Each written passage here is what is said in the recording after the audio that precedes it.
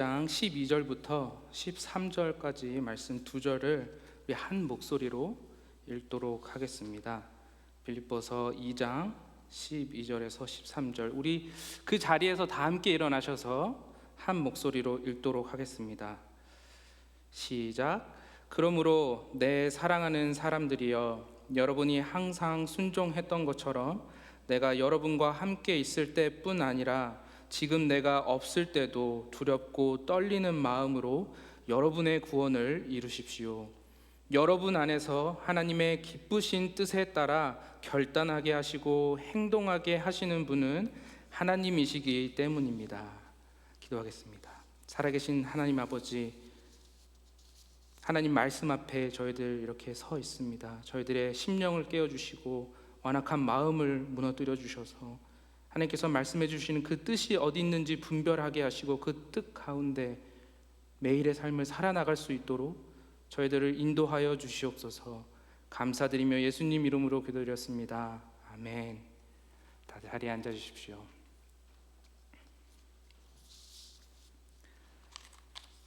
제가 필라델피아에서 학교를 다닐 때에 같은 교회를 섬기던 목사님 가정의 집에 하숙하는 기회가 있었습니다. 그래서 한 2년 정도 함께 살았는데, 매 주말마다 저는 이제 축구도 하고 이렇게 운동을 하는 터라 이렇게 몸무게를 그래도 유지하는 그런 상황에 있었습니다.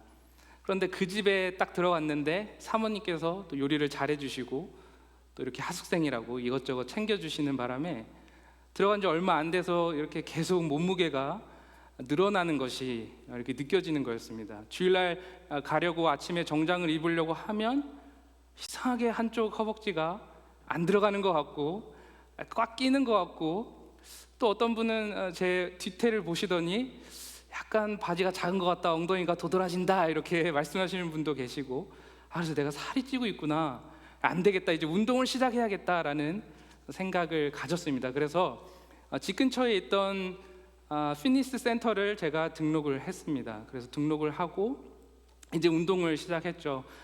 그래도 운동을 하면 되겠지. 그러고 한 주 가고 두 주 가고 이제 석 주쯤 됐을 때에 제 기억으로 운동이 이제 조금 적응이 되고 또 이제 한 시간씩 뛰고 또 운동하는 것이 익숙해질 때쯤에 운동만 하고 집에 돌아오면 문제가 허기가 그렇게지는 거예요. 그래서 집에 돌아오면서 그 다음부터는 피트니스 센터 바로 옆에 있었던 버거킹을 이제 한 번씩 들려서 감자튀김도 사고 또 이렇게 너겟도 사고 또 콜라도 한잔 하면서 그러다 보니까 운동은 하고 몸은 피곤한데 몸무게는 빠지지 않는 것 같고 여전히 바지는 끼는 것 같고 그런 느낌이 들었습니다. 그래서 매일매일 나가는 게 힘이 들던 차에 이제 안 되겠다, 이제 운동 못 하겠다, 그러고 주말에 축구라도 가자 그러고 운동을 그만 안 가고 이제 피트니스 센터에는 돈을 주고 그런 상황이 있었습니다. 그래서 그 결과 여러분이 보시는 통통한 제가 이 앞에 서 있는 것이죠. 우리의 영적인 성장 또 영적인 훈련의 문제에도 마찬가지 상황이 생기는 것 같습니다. 매해가 시작이 되면 올해는 좀 더 하나님을 알아가야겠다, 올해는 조금 더 하나님과의 시간을 보내야겠다, 하나님께 드리는 기도의 시간을 조금 더 늘려보겠다라는 다짐을 하고 시작을 합니다. 그런데 이런저런 이유들로 우리는 그 다짐이 멈추는 것을 경험을 합니다. 계속해서 우리가 훈련을 하고 성장을 해야 되는 그 상황들이 여러 가지 이유들로 멈추는 것을 경험합니다. 또 때로는 우리가 살아가면서 우리가 처음 하나님을 만났을 때의 그 뜨거웠던 열정들을 잃어가며 그것이 계속 성장해야 함을 경험해야 하는데 우리가 그것을 느끼지 못하는 그런 상황에 살아가는 경우도 경험을 하죠. 그래서 성장하지 않는 것 같은, 영적으로 더 이상 뜨거워지지 않는 것 같은 미적지근한 상황을 보면서 나는 왜 안 되나, 그냥 이렇게 교회 다니면서 이런 삶으로 만족해야 되나, 이렇게 또 자괴감에 빠지게 되죠. 그리고 성장이 없이 또한 기쁨이 없는 그런 삶을 살고 있지는 않는지 모르겠습니다. 그러나 성경은 분명하게 우리의 삶이, 크리스찬의 삶이 결코 수동적으로 따라가는 그런 삶이 되어서는 안 된다라고 성경 전반을 통해 우리에게 가르쳐주고 있습니다. 예수님께서는 좁은 문으로 들어가기를 힘쓰라고 말씀하셨습니다.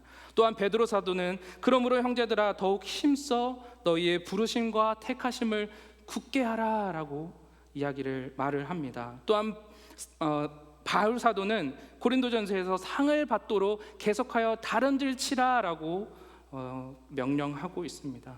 그 어디에도 이제 너희가 구원을 받았으니 힘든 일은 다 지나갔다. 이제 편하게 너희의 삶을 하나님께 다 맡겨드리고 이제 그렇게 편하게 아무것도 하지 않고 살아도 된다라고 이야기하고 있지 않습니다.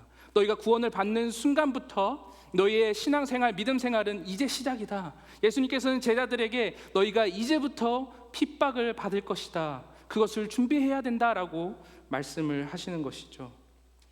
오늘 본문에서도 바울 사도는 빌립보 성도들을 향해서 여러분의 구원을 이루십시오라고 명령을 하고 있습니다. 이 말은 참 교회사 가운데 여러 가지 논쟁을 일으켰던 말이기도 합니다. 이것을 잘못 오해해서 마치 구원을 위해서 여러분이 일을 해야 한다, 여러분이 구원을 얻으려면 어떠한 행동을 해야 되고 그것을 이뤄야 된다라고 오해하는 사람들도 있었습니다. 그래서 우리의 구원이 하나님의 일하심과 우리의 공로가 더해졌을 때에 비로소 우리가 구원을 얻을 수 있다, 우리가 그 구원을 막을 수도 있다라는 식의 주장까지도 나오게 되었습니다. 그러나 우리가 에베소서 2장 8절에서 보듯이 우리의 구원은 믿음으로 인해 은혜로 하나님께서 주신 것이다, 선물로 주신 것이다 라고 분명하게 하나님께 우리의 구원이 전적으로 속해 있음을 이야기를 해주고 있습니다. 그렇다면 오늘 본문에서 바울이 구원을 이루십시오 라는 것은 분명 우리가 하나님으로부터 죄로부터 구원을 얻는 하나님의 선물인 그 구원을 이야기하고 있지 않다라는 것을 알 수 있습니다. 그래서 빌립보서 전체의 맥락과 또 신약과 구약 성경의 전체의 맥락을 통해서 우리가 보았을 때 이 구절은 믿음으로 의롭다함을 얻는다라고 하는 칭의 구원의 측면을 이야기하고 있다라기보다는 구원을 얻은 자들은 하나님의 거룩함을 계속해서 쫓아가야 되고 이뤄가도록 노력해야 한다, 영적으로 계속해서 성장을 해야 한다라는 성화의 측면에서 이 이야기를 하고 있다라고 볼 수가 있는 것입니다. 오늘 짧은 이 두 절에서 바울이 빌립보 성도들과 우리에게 권하는 핵심은 아주 간단합니다. 신자는 하나님께서 우리 안에 이루고 계시는 그 일을 이뤄야 한다라는 것이죠. 신자는 하나님께서 우리 안에 이루고 계시는 그 일을 이뤄가야 한다라는 것입니다. 성화 구원에 초점을 맞추고 바울 사도는 빌립보 성도들의 매일의 삶에서의 성장, 하나님의 거룩하심에 다가가는 그런 열심, 그리고 예수님의 성품을 닮아가는 그런 삶들, 그것들을 촉구하고 있는 것입니다. 우리 안에서 선한 일을 시작하신 이에 그 일을 우리는 이뤄가야 합니다. 영적 성장을 이뤄가야 하는 우리에게 반드시 알아야 할 것들이 있습니다. 그것을 깨닫지 못하면 이 영적 성장이 멈춰버릴지도 모릅니다. 멈추지 않고 계속해서 우리가 영적으로 성장하기 위해서 반드시 알아야 할 것들에 대해서 우리는 오늘 본문 이 짧은 두 절을 가지고 세 가지로 생각해 보기를 원합니다. 그것을 통해서 새롭게 허락하신 이 2021년을 다시 한번 주님의 거룩함에, 그 성품에, 겸손한 성품에 닮아가는, 한 걸음 한 걸음 나아가는 영적인 성장을 이뤄가는 저와 여러분이 모두 되시기를 소망합니다. 먼저 영적 성장을 이루기 위해서 우리가 반드시 알아야 할 것, 첫 번째는 영적 성장에는 우리의 노력이 반드시 필요하다라는 것입니다. 12절을 보시면 바울은 여러분의 구원을 이루십시오라고 명령을 하고 있습니다. 여기 이루다라는 말은 계속하여서 지속해서 힘을 들이는 노력이라는 뜻을 가지고 있습니다. 그런 의미를 갖고 있습니다. 그래서 이런 노력을 통해서 무엇인가를 완성시키는 행위가 이 이루다라는 단어입니다. 바울은 우리의 영적 성장, 성화 구원을 이뤄감에 있어서 우리의 노력이 필요하다. 우리가 그 구원을 이뤄가야 한다. 영적 성장을 이뤄내야 된다라고 이야기를 하고 있는 것입니다. 우리가 다 자녀를 키워봐서 잘 알듯이 아버지와 또 어머니의 자녀를 향한 그 열심 그리고 노력이 얼마나 필요한지를 우리는 다 잘 알고 있습니다. 저도 이제 한 딸 아이의 아빠가 되어 보니까 저희 부모님이 저를 향해서 얼마나 인내하셨고 저를 참아주셨고 또 저를 키우기 위해서 얼마나 많은 노력을 들이셨는지 어렴풋이 느낄 수가 있었습니다.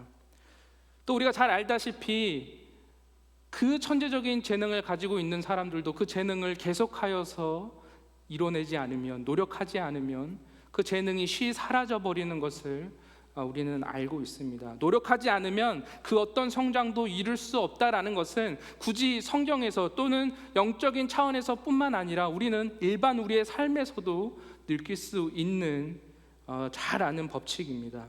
그런데 우리는 영적인 성장에 있어서 때때로 우리의 노력이 필요하다, 우리가 힘을 들여야 한다, 어려운 일이다라는 것을 잊고 있습니다. 우리는 생각보다 그래서 쉽게 지치고 또한 영적 성장이 멈추는 것을 경험하기도 합니다. 제가 서두에 말씀드렸다시피 수년 전에 제가 이렇게 결심을 하고 피니스 센터에 등록을 하고 그렇게 운동을 시작했음에도 여전히 이렇게 여러분 앞에 이렇게 통통하고 또 귀여운 모습으로 설 수 있었던 비결은 그 일이 저에게는 정말 힘든 일이었다라는 것입니다. 처음에 시작을 할 때 제가 기본적으로 보통 운동을 하면 유산소 운동을 할 때 일주일에 3번 또 갈 때마다 뭐 1시간 정도 하면 된다. 저는 너무 그것을 쉽게 생각했었습니다. 일주일에 3번 뭐 1시간 뛰는 거야, 뭐 축구 뭐 2-3시간씩 매주 뛰는데 뭐 그 정도는 뭐 쉽겠지라는 마음을 가지고 피니스 센터에 등록을 하고 운동을 시작하다 보니까 일주일에 3번이 뭡니까? 일주일에 1번 가는 것도 얼마나 어려운지, 그 1시간의 시간을 내는 것도 얼마나 어려운지 깨닫게 되었습니다. 그래서 그 힘든 일들이 다가오기 시작하니까 더 이상 저에게 드릴 노력이, 힘이 빠져나가는, 못하겠다, 오늘만 쉬자라는 것이 반복되다 보니까 운동이 멈춰지는 그런 것을 경험을 했습니다. 우리가 건강을 위해서, 이렇게 다이어트를 위해서, 눈에 보이는 목적을 위해서 힘을 들이고 노력을 들이는 것조차 이렇게 어려운 일인데, 눈에 보이지 않는 우리의 믿음, 신앙생활, 우리의 영적 성장을 이뤄가는 데 있어서 노력을 들이는 것이 얼마나 어렵겠습니까? 그런데 우리는 종종 그 노력이 필요하다는 사실을, 우리가 영적 성장을 위해 힘을 들여야 한다는 사실을 잊어버리는 바람에 그 영적 성장에 멈춤을 경험하고 혹은 우리의 힘이 다 빠져버리는 것을 경험을 합니다. 사실 영적 성장에 노력이 필요하다라는 사실은 무언가 새로운 그런 교리는 아닐 겁니다. 우리가 다 잘 알고 있는 사실입니다. 왜냐하면 성경 전반을 통해서 영적 성장에 노력이 필요하다는 것은 끊임없이 나오고 있는 하나님의 말씀이기 때문입니다. 베드로 사도도 그와 같은 얘기를 합니다. 베드로후서 1장에 보시면 3절에 그리스도께서 하나님의 신성한 능력을 따라 생명과 경건에 속한 모든 것을 우리에게 주셨습니다. 이는 하나님의 영광과 존귀하심에로 우리를 부르신 그분을 아는 지식으로 말미암은 것입니다. 그분은 우리에게 보배롭고 지극히 큰 약속들을 주셨는데 이는 이것을 통해 여러분이 세상의 정욕 가운데 썩어져가는 것을 피하고 신의 성품에 참여하는 사람들이 되게 하려는 것입니다. 이 베드로 사도의 말을 통해서 우리는 우리를 죄 가운데서 꺼내주시고 죄를 사해 주시고 새 생명을 주셔서 그리스도인으로 예수님의 성품을 쫓아 참여하게 하는 사람들로서 살아가게 해 주셨습니다. 그런데 그 다음 구절을 한번 보십시오. 5절입니다. 그러므로 여러분은 더욱 힘써 믿음의 덕을, 덕의 지식을, 지식의 절제를, 절제의 인내를, 인내의 경건을, 경건의 형제 우애를, 형제 우애의 사랑을 공급하십시오. 그리고 10절에 보시면 그러므로 형제들이여 더욱 힘써 여러분의 부르심과 택하심을 굳건히 하십시오. 이런 상화의 일, 영적 성장의 일이 쉬운 사람은 없을 겁니다. 믿음의 덕을, 덕의 지식을 계속해서 나아가는 이 성장의 순간들을 쉽게 생각해서도 안 됩니다. 그것에는 우리의 노력이 반드시 필요합니다. 그것이 그리고 우리의 영적 성장입니다. 그런데 왜 이렇게 엄청난 노력이 필요한 영적 성장을 우리가 해야 할까요? 이런 노력은 아무에게나 맡겨진 것이 아니기 때문입니다. 본문 12절을 다시 보면 그러므로 내 사랑하는 사람들이여 라고 바울 사도는 빌립보 교회 성도들에게 이야기를 하고 있습니다. 바울은 그냥 길 가던 사람들을 붙잡고 이제부터 당신이 구원을 이뤄가야 합니다, 영적 성장을 이뤄가야 합니다 라고 이야기를 하고 있는 것이 아닙니다. 바울 사도는 자신의 사랑하는 형제들, 자매들, 빌립보 교회에 있는 그 성도들, 자신이 그 복음을 직접 전해줬고 그것을 위해 함께 지금 이 순간에도 동역하고 있는 그리스도인들에게 권면을 하고 있는 것입니다. 사실 이렇게 엄청난 노력을 통해서 영적 성장을 이뤄가야 하는 것은 신자에게 주어진 특권이자 동시에 의무입니다. 해도 되고 안 해도 되고 그런 측면이 아니라 구원받은 신자는 반드시 누구든지 영적 성장을 그 삶 가운데 해야 하고 그것이 책임으로 주어졌다는 것이죠. 계속해서 12절에 여러분이 항상 순종했던 것처럼 내가 여러분과 함께 있을 때뿐 아니라 지금 내가 없을 때도 라고 기록을 합니다. 빌립보 성도들은 바울과 정말 친밀한 교제를 누릴 수 있는 특권을 가졌습니다. 바울은 그들에게 친구이자 선생이었습니다. 그들은 바울을 참 많이 의지했습니다. 그런데 바울이 갑자기 로마의 감옥에 갇혔다라는 소식을 들었을 때 그들은 참 답답했을 것입니다. 이제 우리가 누구를 의지해서 이 신앙생활을 이뤄갈 수 있는가? 어떻게 우리가 이 복음에 동참하는 것을 우리가 진보를 볼 수 있을 것인가? 라고 생각을 했을 겁니다.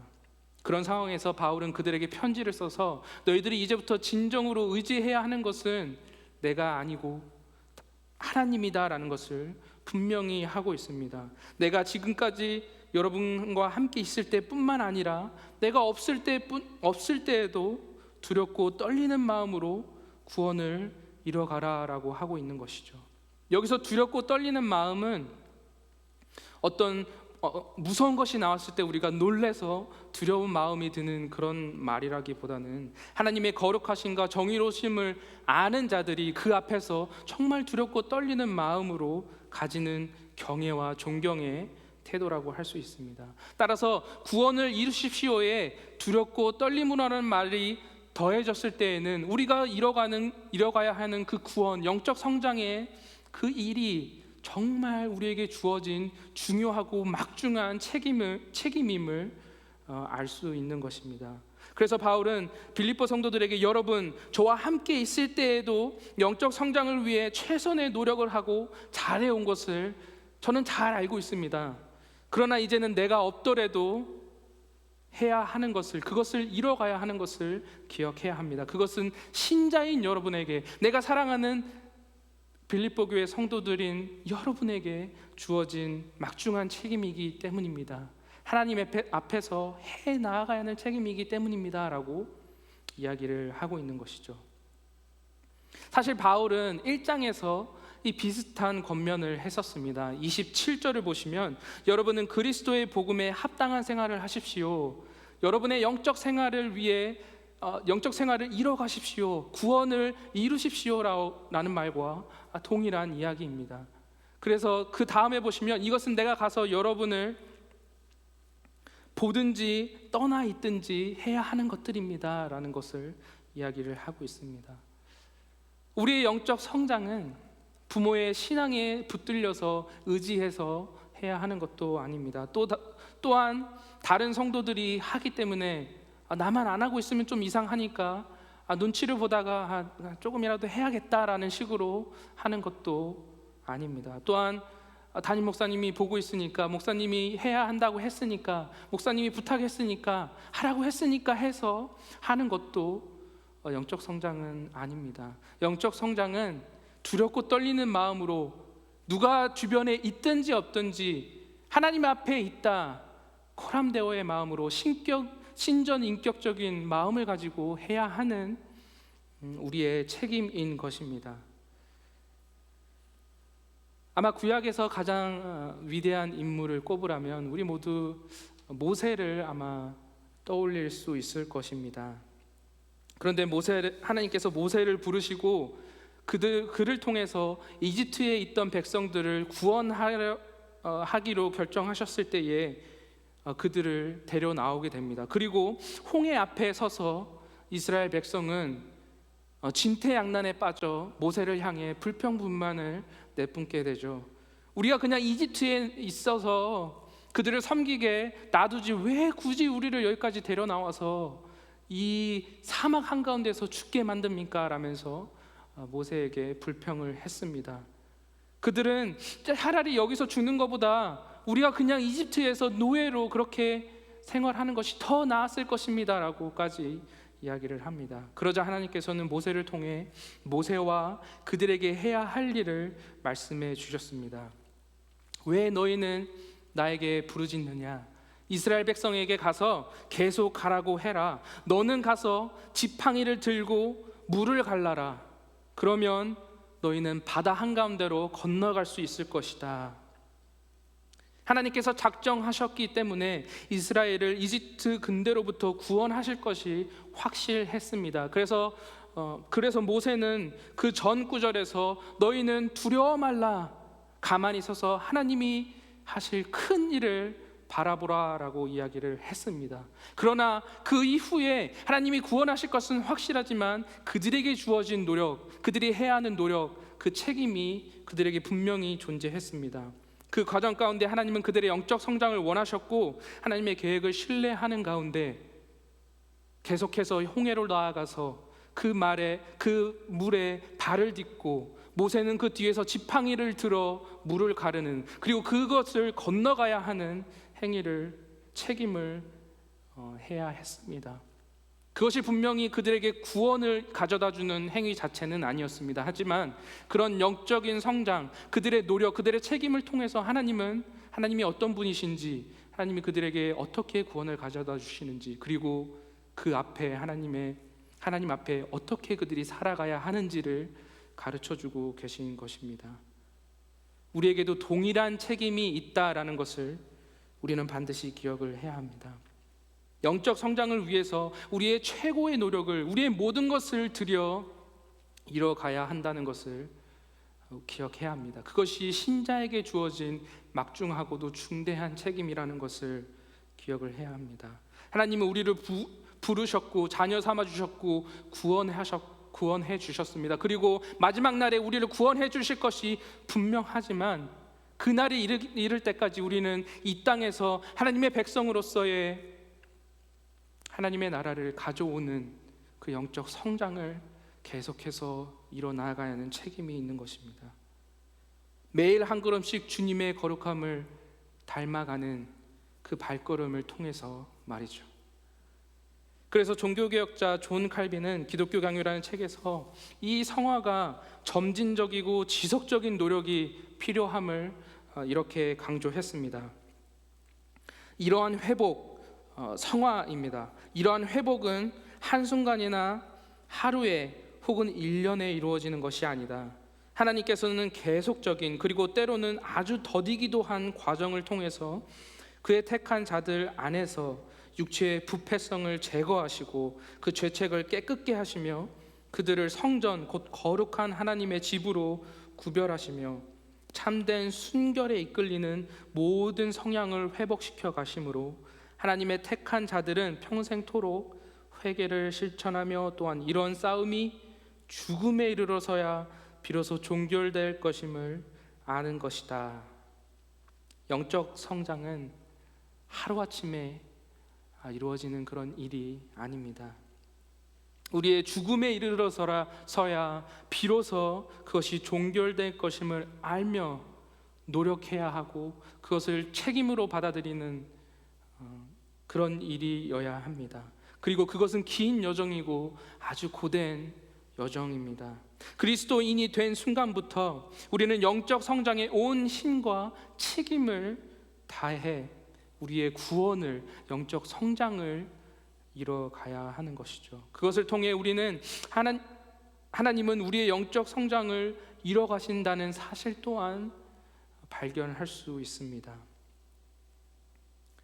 그렇다면 영적 성장을 이뤄가는 데 있어서 반드시 알아야 할 두 번째 사실이 무엇일까요? 첫 번째는 우리의 노력이 반드시 필요하다, 그것이 우리의 책임이다라는 것이었습니다. 그러면 두 번째는 그럼에도 그것이 우리의 노력이고 책임임에도 불구하고 우리의 영적 성장은 하나님의 일이다라는 사실입니다. 우리의 영적 성장은 우리의 노력이 들어가고 우리의 책임을 다해야 하는 일이지만 여전히 하나님을 통해서 하나님의 의지함으로만 가능한 일이다라는 것이죠. 삶의 모든 면에서 우리는 에너지가 필요한 것을 잘 알고 있습니다. 우리가 걸을 때, 우리가 일을 할 때, 또한 제가 몇 주 만에 포기했지만 피트니스 센터에 가서 운동을 열심히 하고 덤벨을 들 때에도 우리에게는 에너지가 필요합니다. 또한 우리가 공부를 하거나 책을 읽을 때에도, 생각을 할 때에도 여전히 우리는 에너지를 소비하고 있고 필요로 하고 있습니다. 하물며 가장 인생에서 고된 이런 영적 성장을 신자들이 이뤄감에 있어서 얼마나 많은 에너지가 필요하겠습니까? 그런데 우리는 유독 영적 성장에 쓰이는 에너지들을 아깝다고 생각하거나 혹은 그 에너지가 방정되고 있음에도 그것을 깨닫지 못하고 놓치거나, 또한 에너지가 우리 안에 없는 것을 알면서도 어떻게 그 에너지를 얻어야 하는지 혹은 그 에너지를 얻으려는 상황, 그 행동들을 하지 못해 끝내 방전돼 버리는 상황에 놓이기도 합니다. 그리스도인으로 성장하기 위해서는, 그래서 거룩하고 정말 성령의 열매들을 맺어가며 하나님을 기쁘시게 하는 삶을 살기 위해서는 신자는 반드시 에너지를 필요로 하고 공급받아야 한다라는 것입니다. 그래서 12절에 성도의 개인의 노력과 책임을 구원을 이루십시오 라는 말과 함께 강조한 뒤에 13절에 이어서 바울은 이 에너지가 공급받아야 되는 것을 분명하게 이야기합니다. 13절에 보시면 여러분 안에서 하나님의 기쁘신 뜻에 따라 결단하게 하시고 행동하게 하시는 분은 하나님이시기 때문입니다.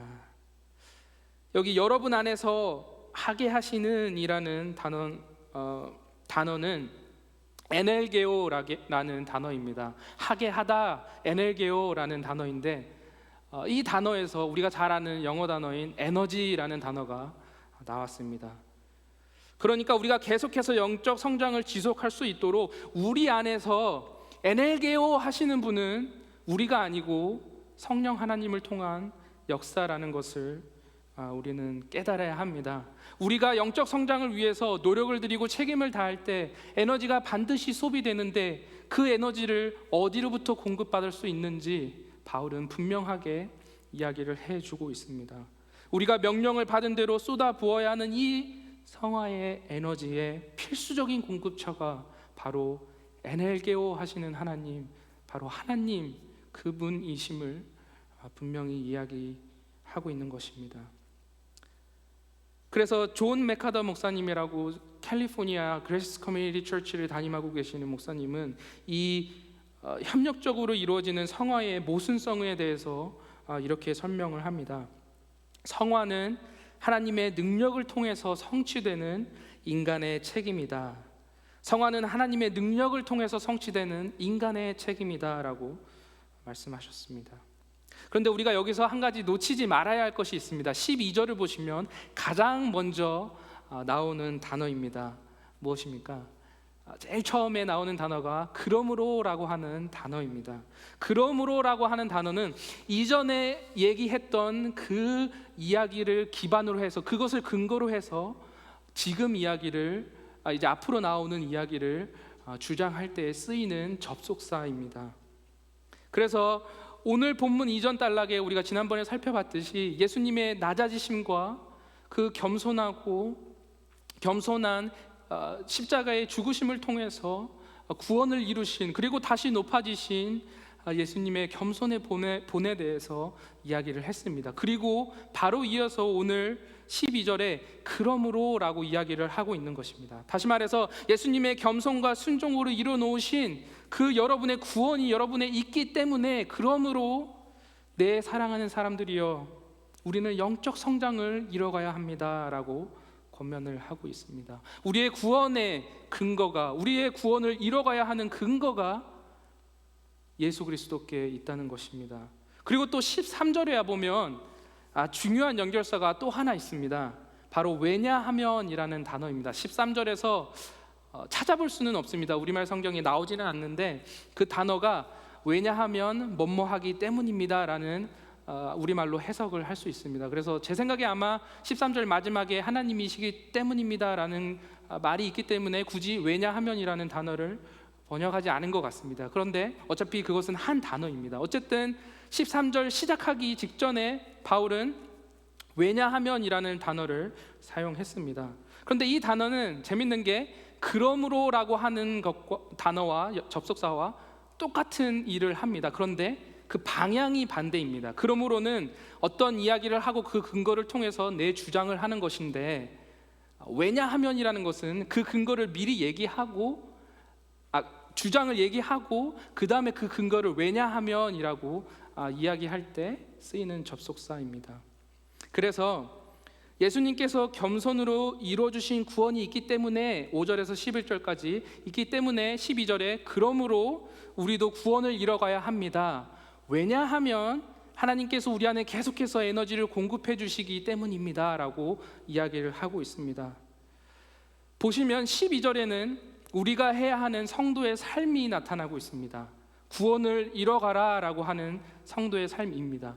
그리고 그 삶의 양쪽에는 5절에서 11절까지의 예수 그리스도의 행위, 예수 그리스도의 겸손, 예수 그리스도의 구원을 이뤄놓으심을 이야기를 하고 있습니다. 그리고 그 다음에 이어서 또 13절에는 하나님의 계속해서 공급해 주시는 그 에너지에 대해서 이야기를 하고 있습니다. 이것은 제가 생각할 때 마치 우리의 삶이 예수님과 하나님 사이에 끼어져 있는 샌드위치 같다라는 생각이 들었습니다.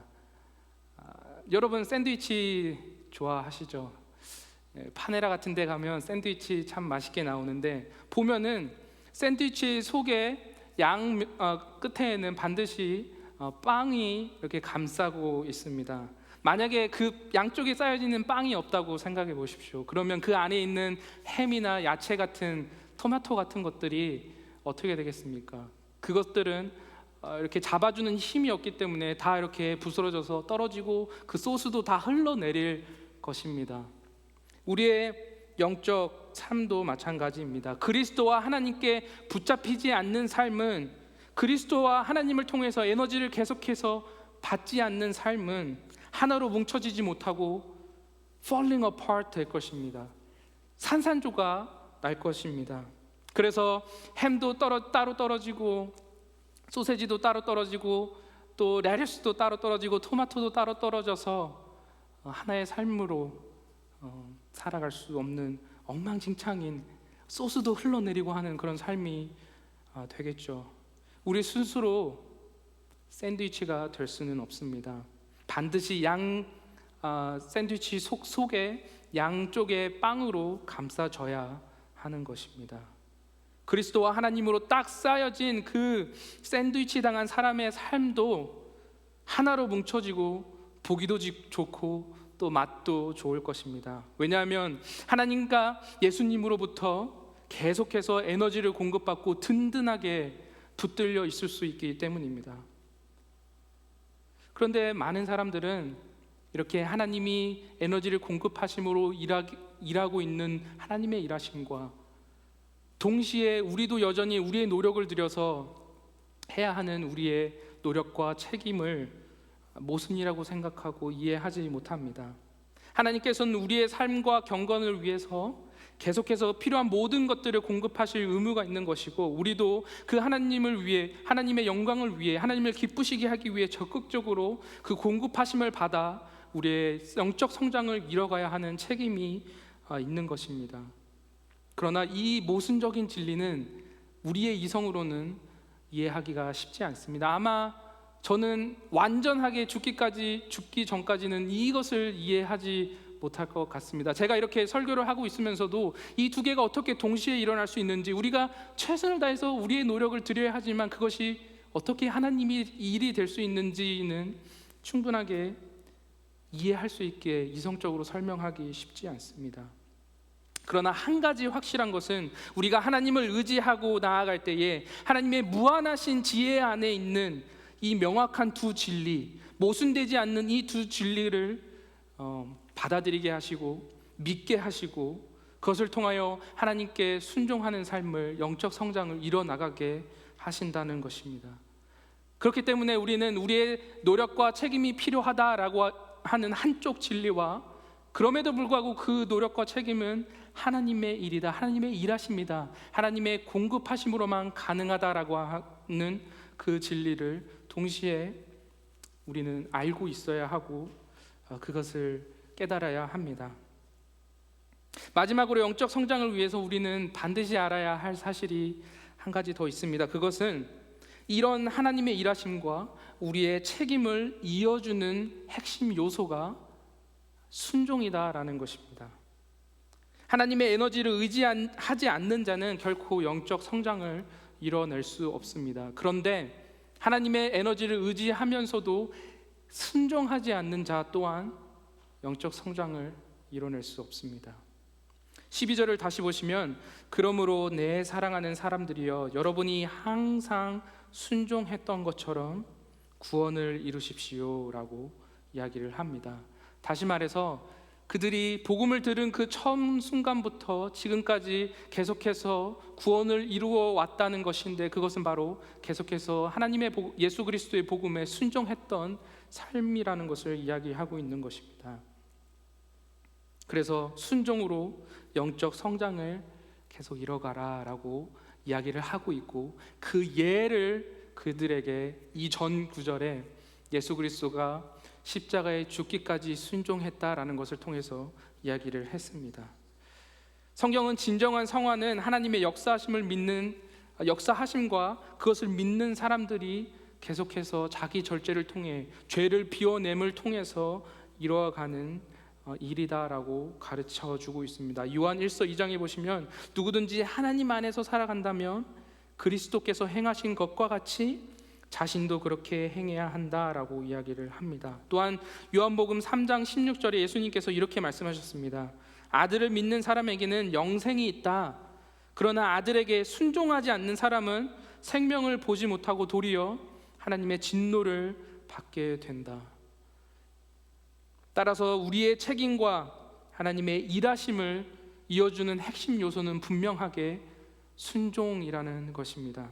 순종은 우리 영적 성장의 핵심이자 노력이자 책임이고, 동시에 하나님의 에너지가 우리 삶 가운데 계속해서 공급되어지고 있고, 우리가 그것을 전적으로 의지하고 있음을 보여주는 증거입니다. 왜냐하면 하나님께서 공급하시는 그 역사 없이는, 에너지 없이는 우리는 그분의 명령에 순종할 수도 없고, 또한 우리의 순종 없이는 우리 삶의 진정한 영적 성장이 이루어질 수 없기 때문입니다. 그렇기 때문에 믿음 생활이라고 하는 것은 단순한 지적 동의가 아닙니다. 믿음은 환경이나 결과에 상관없이 하나님의 말씀을 신뢰하고 순종하는 것을 의미합니다. 이러한 믿음의 여정은 너무나도 힘들죠.